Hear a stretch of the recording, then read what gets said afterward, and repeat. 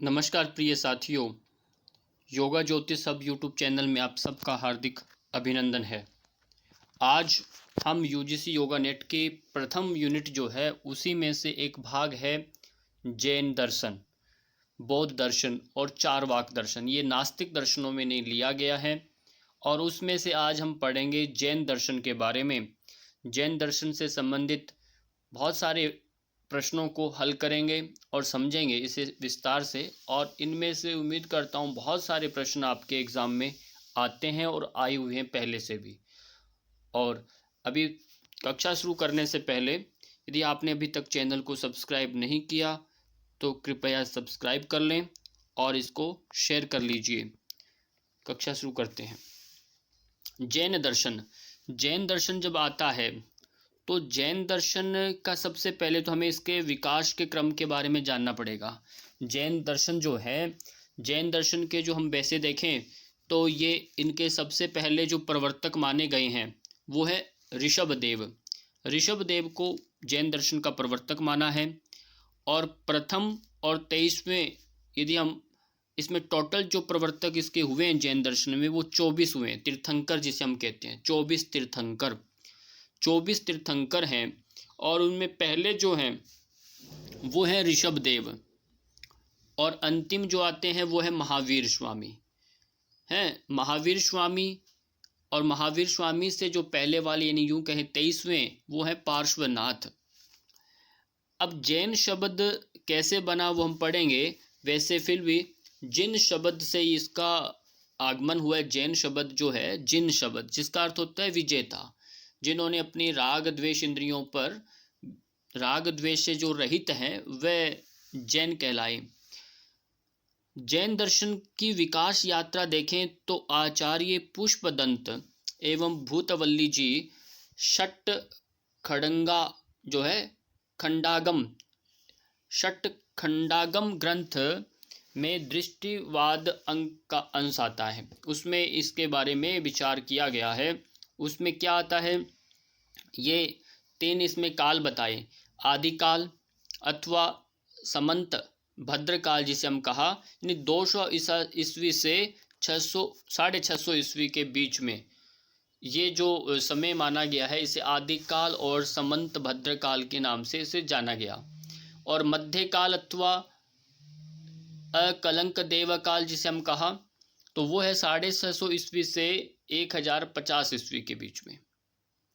उत्तरकाल अथवा प्रभा चंद्रकाल 1050 से 1700 ईस्वी के बीच में ये उत्तरकाल कहलाया।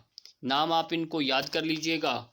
और इसमें एक सिद्धांत है, जैसे हमने सांख्य में पढ़ा सत्कार्यवाद सिद्धांत, इसी तरह से जैन दर्शन में भी अपना एक सिद्धांत है इसका, वह है अनेकांतवाद। अनेकांतवाद का जो सिद्धांत जो है वो इसमें है।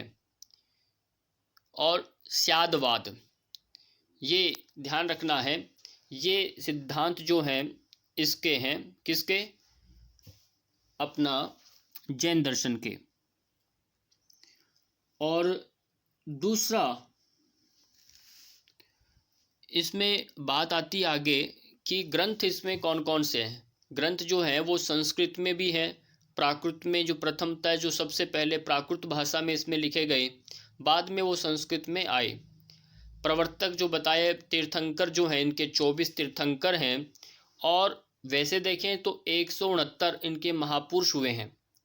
169 संख्या बहुत है, महापुरुष हुए हैं। और प्रथम आदिनाथ जिसे पार्श्वनाथ के नाम वृषभनाथ के नाम से जाना गया, और पार्श्वनाथ, और 24वें महावीर स्वामी जी हैं।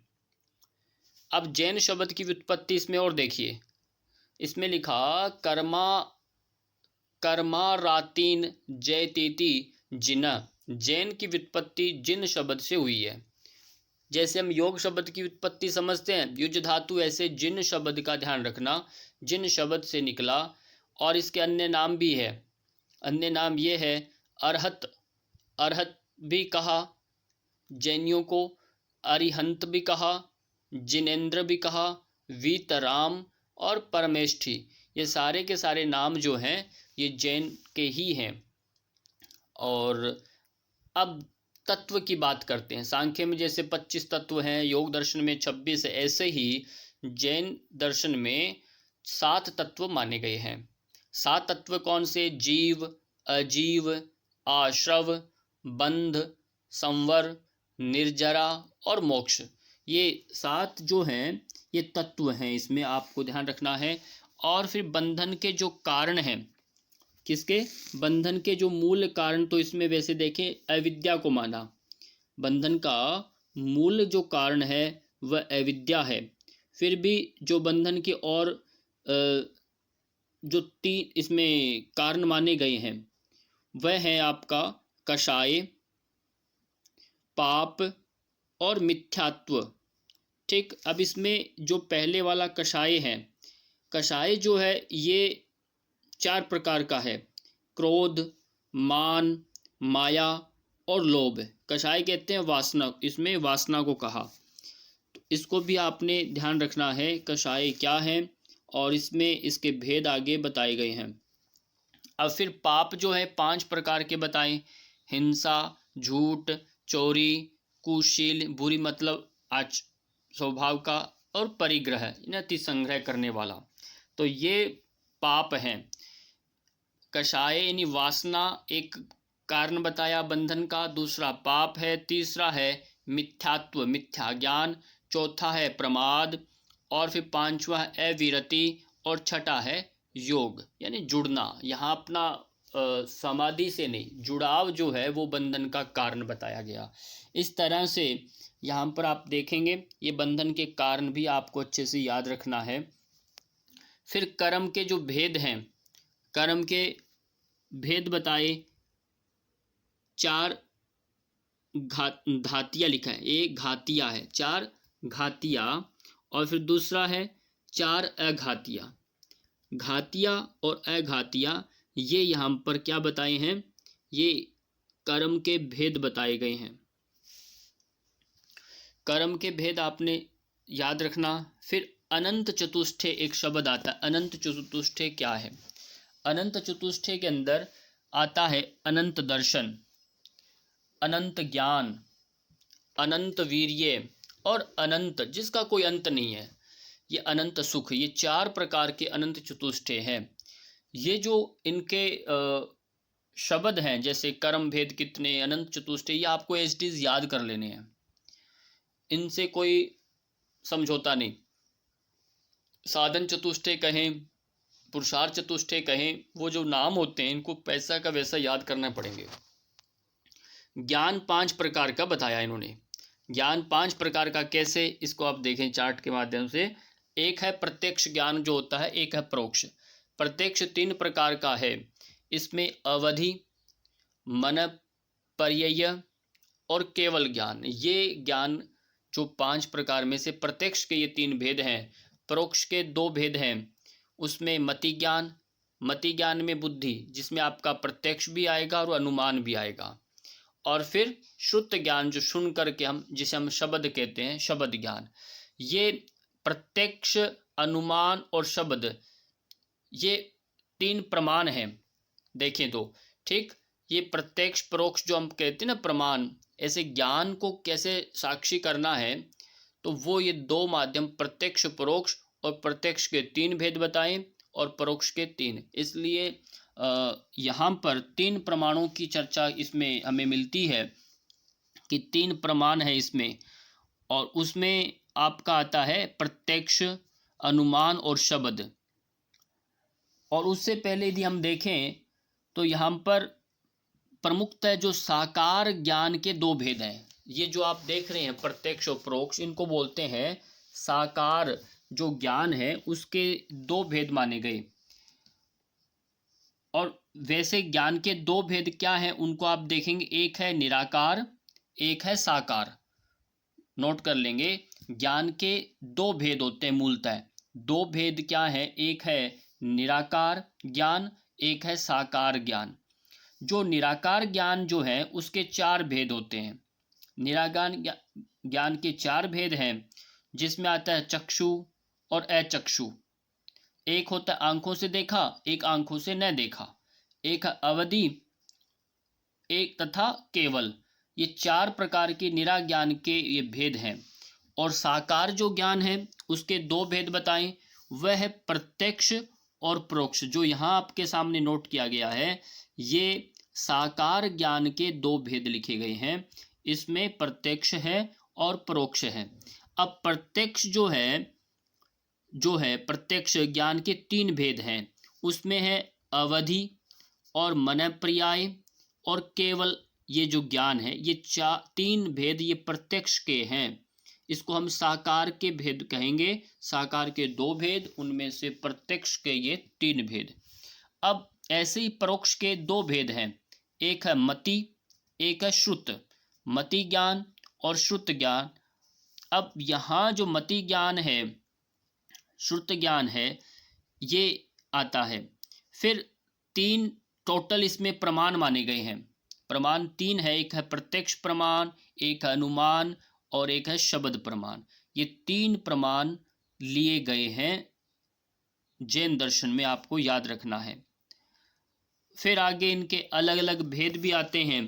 तो वो ये हैं कि प्रत्यक्ष के 2 भेद हैं। पहले जो प्रत्यक्ष जो प्रमाण है, प्रत्यक्ष प्रमाण के 2 भेद हैं। एक है पारमार्थिक प्रत्यक्ष जो परमार्थ करे, दूसरा है व्यवहारिक प्रत्यक्ष। इसको भी आप याद रखिए, पारमार्थिक प्रत्यक्ष है, एक व्यवहारिक प्रत्यक्ष है। ऐसे ही अनुमान के भी 2 भेद कहे गए हैं। एक तो आता है स्वार्थ अनुमान, एक है प्रार्थ अनुमान। स्वार्थ अनुमान, दूसरा है प्रार्थ अनुमान। और शब्द के भी 2 भेद कहे, एक है लौकिक शब्द प्रमाण, एक है शास्त्रज्ञ शब्द प्रमाण। इस तरह से टोटल 3 प्रमाण जैन दर्शन में बताए और तीनों के 2-2 भेद भी बताए गए हैं, जो अभी मैंने आपको बताया। फिर एक सबसे महत्वपूर्ण इसमें आता है त्रिरत्न।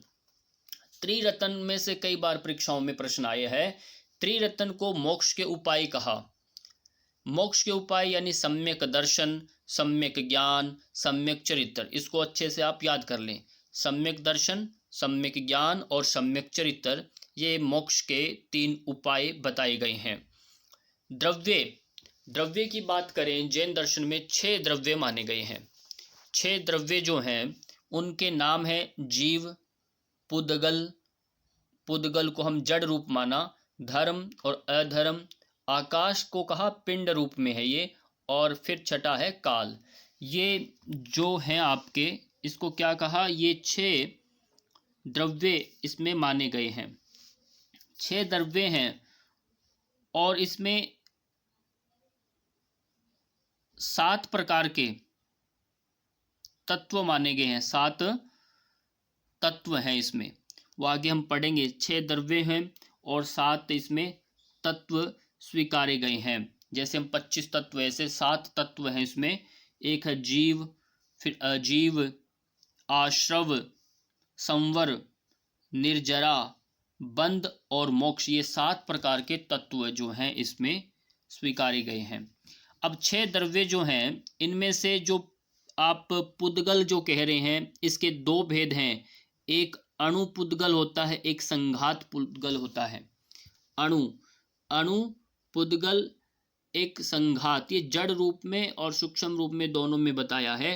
पुद्गल के 4 जो गुण हैं जो ऊपर लिखे गए हैं, ये पुद्गल के ही गुण हैं जो सामने ऊपर दिए हैं। एक्चुअल में ये इस द्रव्यों के गुण हैं। उत्पाद, व्यय और ध्रोतम, ये द्रव्य के गुण हैं। और पुद्गल के जो गुण होते हैं रूप, रस, गंध, स्पर्श। अब जब रूप है, रस है, गंध है, स्पर्श है, तो इसका अभिप्राय क्या है? पंच महाभूतों में इन्होंने आकाश महाभूत जो है उसको स्वीकारा नहीं है। ठीक, 4 महाभूत इन्होंने स्वीकारा है, आकाश को इन्होंने नहीं स्वीकारा। इस बात को भी आप याद रखेंगे।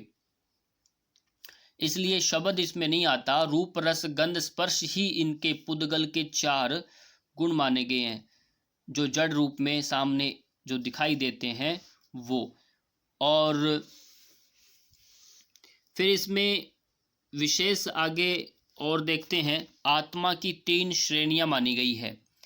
एक है बहिरात्मा, एक है अंतरात्मा और एक परमात्मा। ये 3 प्रकार के इसमें श्रेणियाँ मानी है आत्मा की, बहिरात्मा, अंतरात्मा और परमात्मा।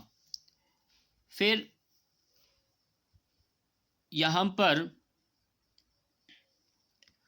हालांकि इसमें आकाश के दो भेद कहे हैं इसमें अलग से, वो उसमें अलग है ये आकाश के भेद इन्होंने कहे जो वो है कि लोकाकाश है तथा अलोकाकाश है। तो और पुनर्जन्म पर विश्वास ये करते हैं, माना है पुनर्जन्म पर विश्वास। और फिर आगे कर्म के जब बात करेंगे इसमें सप्तभंग की व्यवस्था। सप्तभंग का अभिप्राय है सकार जिसमें लगा रहे स्टार्टिंग में, जिसमें शाद अस्ति, शाद मतलब अस्ति, शाद अस्ति, शाद नास्ति, शाद अस्ति नास्ति, शाद है और नहीं भी है, शाद अवक्तव्यम, शाद मतलब हो को वक्तव्य नहीं है, शाद अस्ति अवक्तव्यम, शाद नास्ति अवक्तव्यम, शाद अस्ति नास्ति अवक्तव्यम। इस तरह से सप्तभंग बताया। ये 7 प्रकार के शकारा से है, क्योंकि शादवाद का जो सिद्धांत है वो इन्हीं का है, अनेकांतवाद है, शादवाद है, इसको भी आप ध्यान रखेंगे। अब प्रमुख ग्रंथ कई बार परीक्षाओं में जैन दर्शन से संबंधित आ जाते हैं।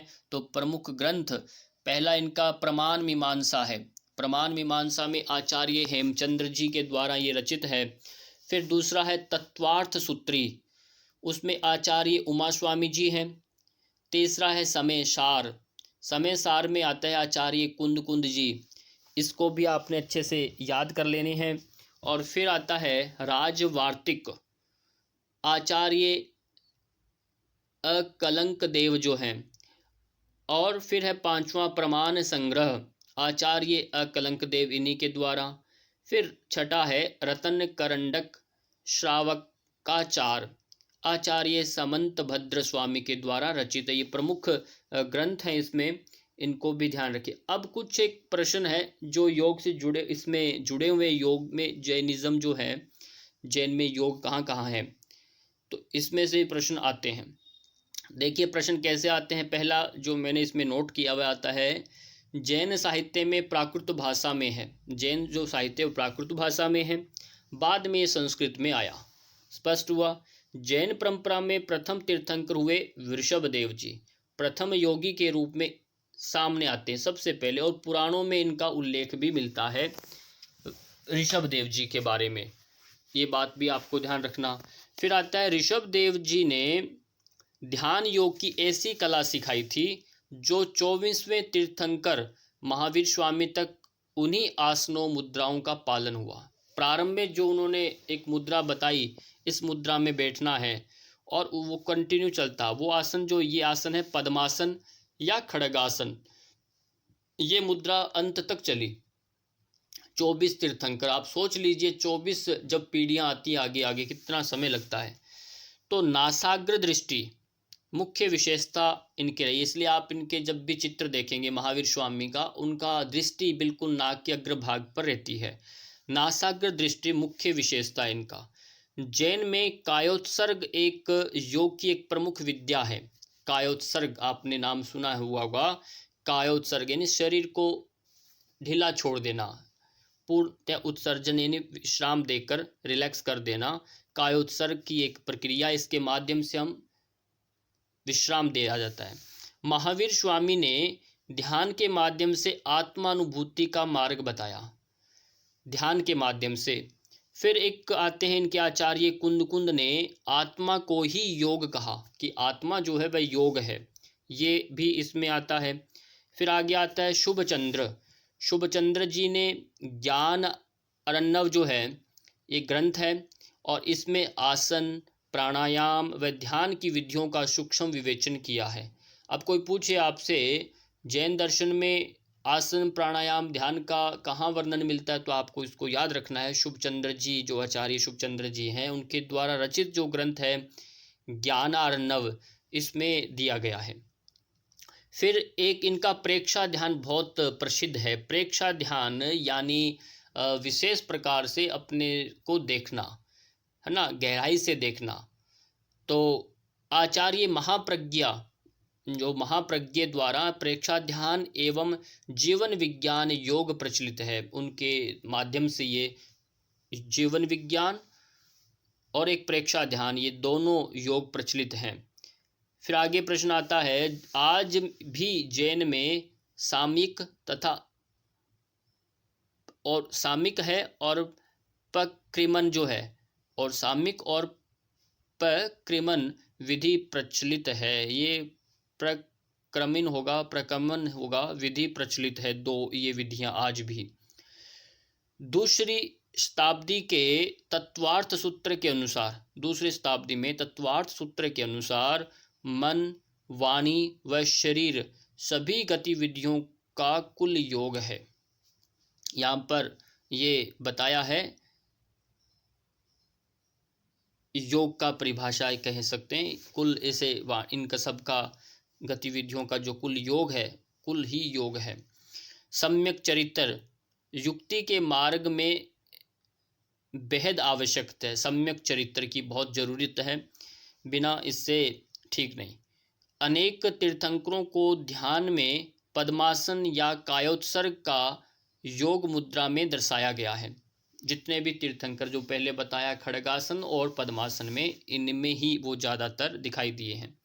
महावीर स्वामी जी ने मूलाबंध स्थिति में केवल ज्ञान यानी आत्मज्ञान किया। किसमें? मूलाबंध, मूलाबंध में ही केवल ज्ञान, आत्मज्ञान प्राप्त किया।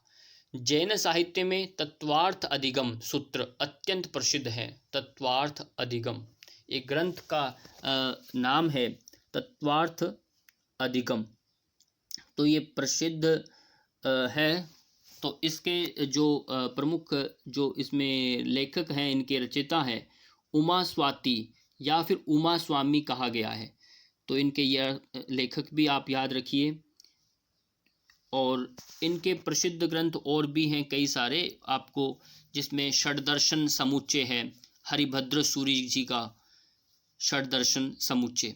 फिर शास्त्र वार्ता समुच्चय है, हरिभद्र सूरी, ये भी इन्हीं का है। और न्यायावतार है, सिद्धसेन दिवाकर जी का। ऐसे तर्क भाषा यशो विजय जी का है। और तत्वार्थ वार्तिक जो है और राजवार्तिक दोनों अकलंक जी के द्वारा लिखी गई है। ये जो हमने पढ़ा पहले। दो संप्रदाय इसमें विशेष रूप से प्रचलित में हैं, एक है श्वेतांबर और दिगंबर। श्वेत अंबर यानी सफ़ेद कपड़े धारण करे हुए, और दिगंबर जो होते हैं बिल्कुल नग्न जो होते हैं, मुनि रहते हैं, और जिसमें धार्मिक उग्रता होती है। और साथ ही साथ दिग यानी जो दिशाएं, चारों दिशाओं से, अंबर यानी आकाश को ही धारण करते हैं, यानी वस्त्र धारण वो नहीं करते। जैन दर्शन में अब यम को पंच महाव्रत कहा, ये भी याद रखना है। पंच महाव्रत का जो एक सिद्धांत है वो किस में आता है? वो जैन दर्शन में आता है, जिसमें पंच यम जो हैं, इस चार्ट को भी आप समझें। पंच महाव्रत जो है अहिंसा, सत्यव्रत, अस्थेय, ब्रह्मचर्य, अपरिग्रह, ये पांच हैं। इन पांचों में जो अस्थेय है, ये इनके भी पांच भेद हैं, अनुविचिग्रह्याचन और अभिक्षे अवग्रह्याचन और अवग्रह धारण, साधार्मिक अवग्रह्याचन और अनुज्ञापित पान भोजन, ये अस्थेय।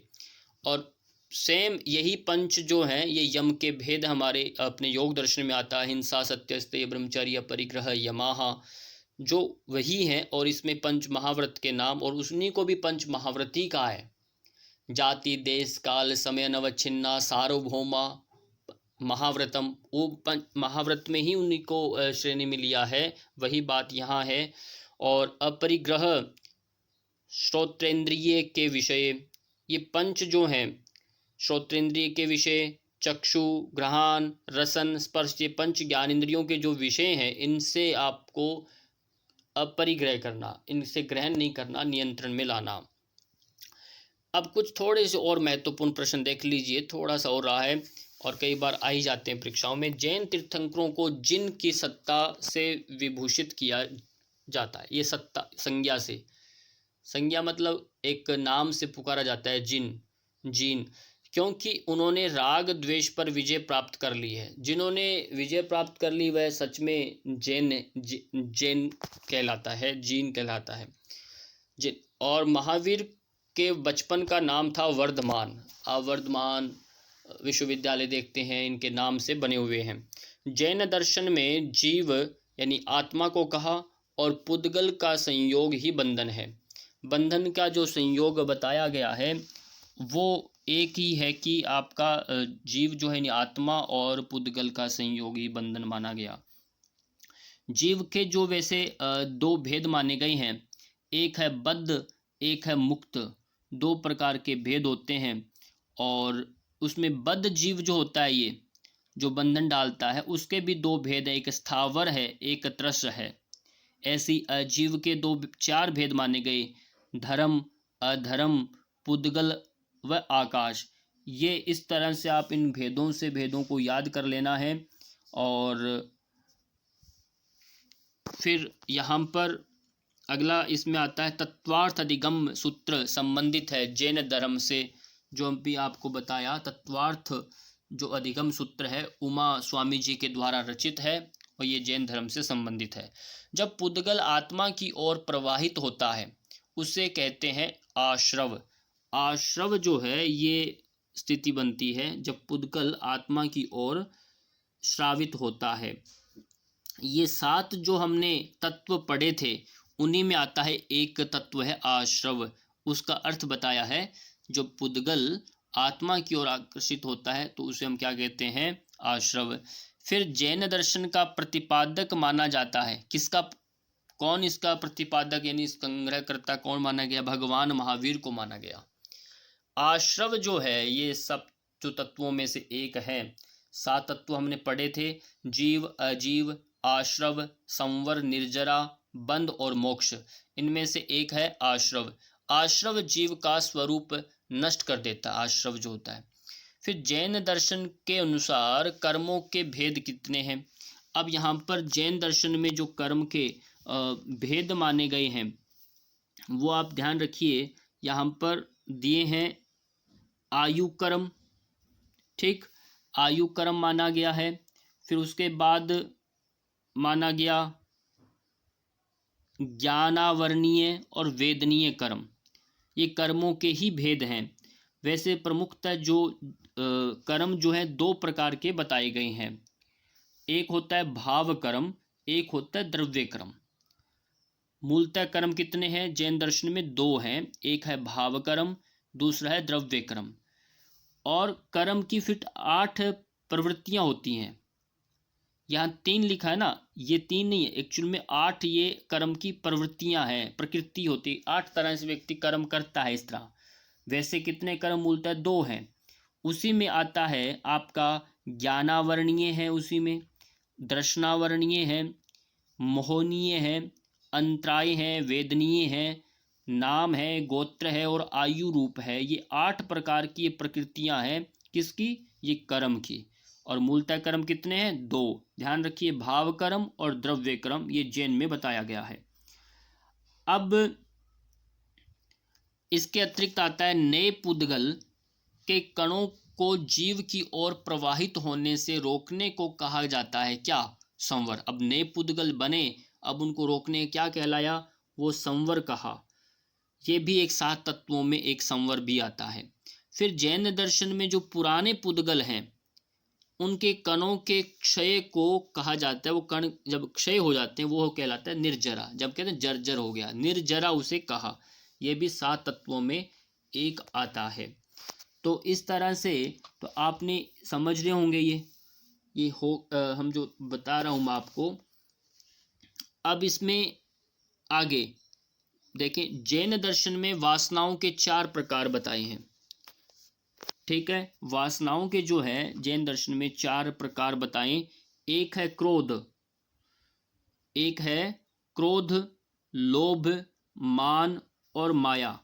ये 4 जो हैं इनको हम वासना कहें या कषाय कहें। कषाय भी वासना को कहा, इसलिए 4 कषाय हैं ये। कौन कौन से, क्रोध, लोभ, मान और माया, ये 4 हैं। इन्हीं के साथ साथ फिर मोक्ष के 3 उपाय बताइए। बंधन के जो वासनाएं हैं इनको कैसे बचें, तो इसमें बताए। और बंधन भी मूल्यतः 2 प्रकार के बंधन है, एक है भाव बंधन, एक है द्रव्य बंधन। व्यक्ति एक विचारों से भावनाओं से बंध जाता है मानसिक रूप से, और एक होता है द्रव्य से, यानी बाहर लौकिक जगत में कैसे बंधन होता है। इसे बाह्य बंधन और आंतरिक बंधन यूं कहें, ये 2 प्रकार के बंधन बन पाते हैं। और जब ऐसे ही मोक्ष के भी भेद बन जाते हैं कि एक भाव मोक्ष होता है, एक द्रव्य मोक्ष होता है, कि बाहर से छुटकारा वो जैसे संप्रज्ञात कहते हैं, और भाव मोक्ष से ही छुटकारा हो जाना वो आपका संप्रज्ञात कहलाता है। त्रिरत्नों की बात हो रही है तो उसमें सम्यक दर्शन और सम्यक चरित्र और सम्यक ज्ञान को समझिए, ये त्रिरत्न हैं। और सत्य के प्रति श्रद्धा की भावना, सत्य है, सम्यक बोलते हैं ठीक प्रकार को, ठीक को कहते हैं सम्यक, सम्यक अस्ति, ठीक हूँ, सम्यक अस्मि, है ना। सम्यक दर्शन सत्य के प्रति श्रद्धा की भावना। सम्यक चरित्र उसे कहेंगे हितकर जो कार्य होते हैं, हितकर कार्यों का आचरण एवं अहित कार्यों का वर्जन, उसको आप छोड़ देना। चरित्र वही है जो अच्छे कार्यों का आचरण करें और अहितकर हैं उनका वर्जन कर दें, उनको त्याग दें। सम्यक ज्ञान क्या है? जीव और अजीव, जो जीव है जो अजीव है के मूल तत्वों का पूर्ण ज्ञान हो जाना। जो हम कहते हैं ना प्रकृति या प्रकृति आत्मा और परमा अलग, जो प्रकृति के बारे में जो जान लेना। सम्यक चरित्र पालन के लिए आवश्यक क्या है? तो आवश्यक उसमें सम्यक चरित्र के लिए आवश्यक इसमें बताया है कि समिति, गुप्ति, अनुप्रेक्षा का पालन आवश्यक है। ठीक, इसके बिना आप सम्यक ज्ञान नहीं प्राप्त कर सकते। ये हमारे अब एक 3 प्रकार की गुप्तियां हैं। कोई पूछे 3 गुप्ति क्या, तो 3 गुप्ति में एक आती है काय गुप्ति, एक आता है वाक गुप्ति तथा एक मनोगुप्ति। वाक गुप्ति वह है शरीर का संयम करना। शरीर का जब हम संयम करते हैं वाक गुप्ति कहलाता। काय गुप्ति, काय मतलब शरीर, वाक माने वाणी का संयम, मनोगुप्ति मन का संयम। तो यहाँ गुप्ति संयम के अर्थ में लिया गया है, जैसे हम धारणा ध्यान समाधि को संयम योग दर्शन में कहा। अब अंतिम में हम पहुंच गए हैं। जैन दर्शन के अनुसार सर्दी, गर्मी, भूख, प्यास आदि से उत्पन्न जो दुख होता है और उसको सहन करने की जो योग्यता, क्या कहा? परिशः। जैसे हम योग दर्शन में के अपना कहते हैं, और या फिर श्रीमद् भगवत गीता में कहा समत्वम योग उच्यते, समत्वम कहा। ठीक, और वहाँ पर तपय द्वंद्व सहनम, जो तप को सहन करें। तो यहाँ इसी में कहा परिशः, ये शब्द याद रखिए, परिशः के लिए इन्होंने कहा जो इसको सहन करें। वेदांत में जैसे हम तितिक्षा कहते हैं, षट संपत्ति में आया, जो सर्दी गर्मी भूख पिपास को जो सहन करता है तितिक्षा, ऐसे ही परिशः है समत्वम के लिए जैसे करते हैं। जैन दर्शन में किसी विषय पर बार बार चिंतन करने की विधि को कहा जाता है अनुप्रेक्षा। अनु होता है कि छोटा, छोटा अनुव्रत जो कहते हैं, छोटा प्रेक्षा करना मतलब छोटे छोटे चीज़ों पर ध्यान देना। अनु इसलिए कहा विषय पर बार बार चिंतन की विधि को कहा जाता है अनुप्रेक्षा। जैन दर्शन में समिति का अर्थ है सावधानी। समिति सावधानी, सावधानी के लिए समिति संगठन करते हैं ना, समिति सावधानी अर्थ लिया गया है। महावीर जो स्वामी हैं, भगवान महावीर का समय काल 600 ईसा पूर्व माना गया है।